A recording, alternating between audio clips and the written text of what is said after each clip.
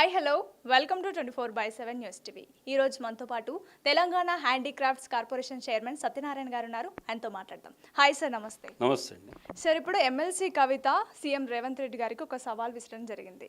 పదే పదే కేసీఆర్ గారిని అసెంబ్లీకి ఎందుకు పిలుస్తున్నారు? మేమున్నాం కదా, మేము మహిళల అందరం కలిసి పోలీస్ కమాండ్ కంట్రోల్ సెంటర్కి వస్తాం, మీరు ఎందుకు 2,500 రూపాయలు ఇవ్వట్లేదు, ఎందుకు తులం బంగారం ఇవ్వట్లేదు అని మాట్లాడుతున్నారు. సో దీని మీద మీరు ఏం చెప్తారు? కవిత గారు మాట్లాడారంటే దానికి ఒక అర్థం ఉంటుంది.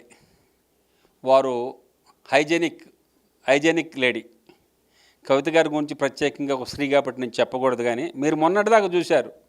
ఇవాళ ఎక్కడో తిహార్ జైల్లో ఉండి ఇవాళ ఇక్కడికి వచ్చి ఇవాళ ఏదో మాట్లాడితే ఎట్లా నమ్ముతారు ప్రజలు? ప్రజలు పిచ్చివాళ్ళ, తెలంగాణ వాళ్ళు పిచ్చివాళ్ళ?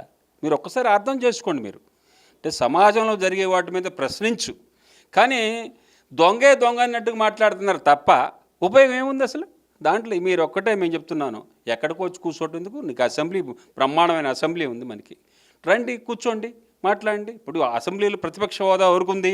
కేసీఆర్ గారికి ఉంది. కేసీఆర్ గారి ఆరోగ్యం బాగోలేదు, భయండి కొన్ని ఆపండి అని అనండి, తప్పేం లేదు. ఎందుకంటే ఆయన పెద్ద మనిషి, మనం గౌరవించాలి. అందరికీ ఆరోగ్యం బాగోలేని ఉంటుంది. దాన్ని వదిలిపెట్టి ఆయన ఎందుకు నేను వస్తాను, నువ్వు ఎట్లా వస్తావు, నీకేం రైట్ ఉందని వస్తావు? నువ్వు ఎమ్మెల్సీవి, నీ శాసనమండలి దాంట్లో నువ్వు మాట్లాడతావు, నువ్వు ఎట్లా వచ్చి కూర్చుంటావు? కంట్రోల్ కమాండ్ రావడానికి దాని తెలంగాణ అప్పుడు కనుక దారుణం చేసినట్టు చేయటమా? కోట్ల రూపాయలు దోచుకున్నారు ఆ రోజున. అది తెలియనటువంటి నగర సత్యం అందరికీ తెలుసు. కాకపోతే కాలం బహు విచిత్రమైంది. ఎప్పుడు ఏం జరుగుద్దు ఏమైద్దు అందరికీ తెలిసినటువంటి నగ్న సత్యం. ఎదుటి వాళ్ళ మీద రాయేసినప్పుడు మన వైపు నుంచి కూడా ఆలోచన చేయాల్సిన ఆవశ్యకత ఉంటుంది. రేవంత్ రెడ్డి గారి మీద రాయేయటం కోసమే వాళ్ళ కుటుంబం అంతా కూర్చుంది తప్ప, రేవంత్ రెడ్డి గారి లాగా ప్రభుత్వం చేసినటువంటి ముఖ్యమంత్రి రాజశేఖర రెడ్డి గారి తర్వాత రేవంత్ రెడ్డి గారే ఇంత గొప్పగా నీతి నిజాయితీతో ఒక్క రూపాయి బిళ్ళ ఆయన లంచం తీసుకోకుండా ప్రత్యక్షంగా పరోక్షంగా ప్రతి ఇష్యూలో ఎంటర్ అయ్యి ఇవాళ ఈ రాష్ట్రాన్ని నడిపిస్తున్నారంటే, ఉప ముఖ్యమంత్రి బట్టి విక్రమార్క గారు ఫైనాన్స్ మినిస్టర్గా ఉన్నారు, ముఖ్యమంత్రిగా రేవంత్ రెడ్డి గారు ఉన్నారు. వీళ్ళిద్దరూ యొక్క గొప్ప కలయికే ఇవాళ ఈ తెలంగాణలో ఈ రకమైన సస్యశ్యామలైన పంటలు కానీ ఇంతటి వాతావరణం కానీ ఉందంటే వాళ్ళిద్దరికి చేతి దండం పెట్టాలి. అందరూ ప్రజలందరూ క్షేమంగా ఉండాలని కోరుకునేవాళ్ళు వాళ్ళు. కానీ చాలా వ్యతిరేకత వస్తుంది కదా ప్రభుత్వం మీద. అసలు ఇచ్చిన పథకాలు అమలు అవ్వట్లేదు, ఆ మహిళలకు ఒక ఫ్రీ బస్ తప్ప ఏది అమలు అవ్వట్లేదు. మరి ఎలా మిమ్మల్ని నమ్ముతారు ప్రజలు? మీరు ఒక పని చేయండి.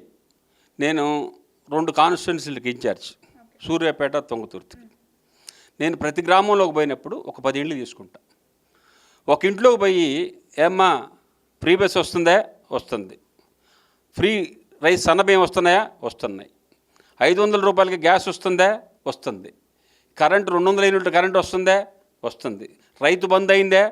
రుణమాఫీ అయిందా? కొత్త రేషన్ కార్డులు అయినాయా?